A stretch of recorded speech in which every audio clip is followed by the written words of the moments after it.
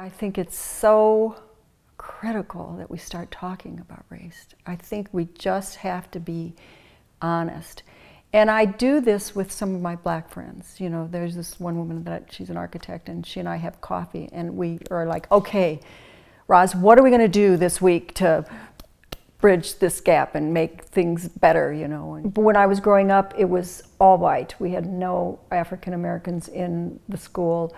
I remember when I was maybe in middle school that there was a whole area of Hispanics, Puerto Ricans, and Mexicans that had a little small part of the west side of Lake Station. But I do remember being out on the playground, and then all of a sudden there were these Puerto Rican or Mexican kids, and it was scary. And I think it was because all of my life up till that point, everybody was the same.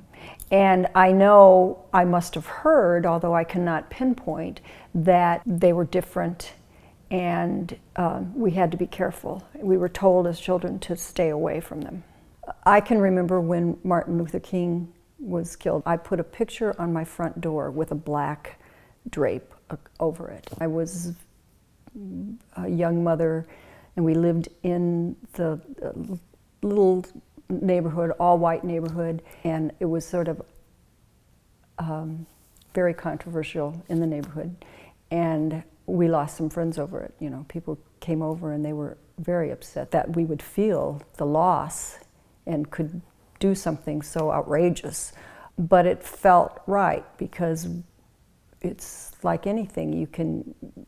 You have to take a stand. You have to be who you are, and I think it's required.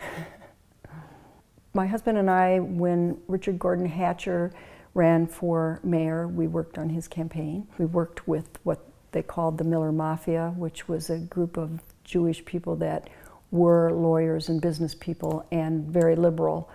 Richard Gordon Hatcher was a brilliant man. We were all happy that he won. I think as the years went on, as the 20 years of his reign, we all felt disappointment, but I think that we were proud to be one of the cities that elected a black mayor. At that time, it was sort of a badge of honor. When Hatcher won, it was a very, very exciting time because we were breaking new ground.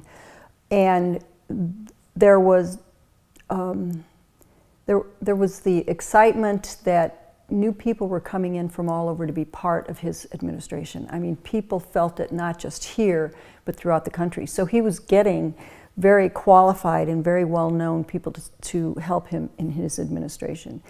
And that honeymoon period went on for a while.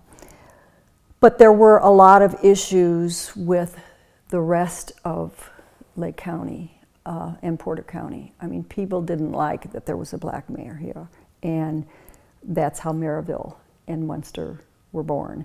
So many people left all parts of Gary to go south.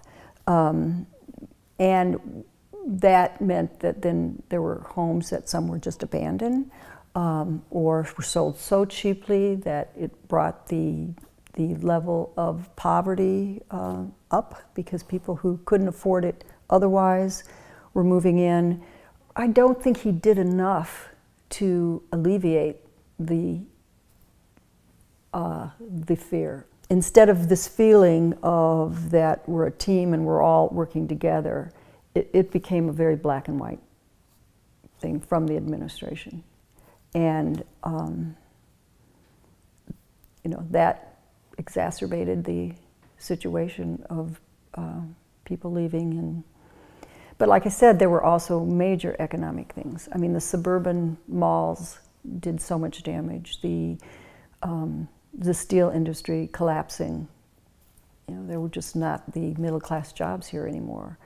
I think that the term white flight describes it. You know, unfortunately, that's exactly what it was. It was hysteria, fear, and you know, I understand that people will do anything to protect their families. And we always have to have somebody to hate, it seems. So the more different you are, the easier it is to hate you. The race issue is huge, and I don't think we can really, Gary can get anywhere unless we can address the race issue nationally. People don't want black people living next to them. I think we got a long way to go. It feels like the 60s again. You know, it feels like, I don't know, we just haven't made the progress we thought we made.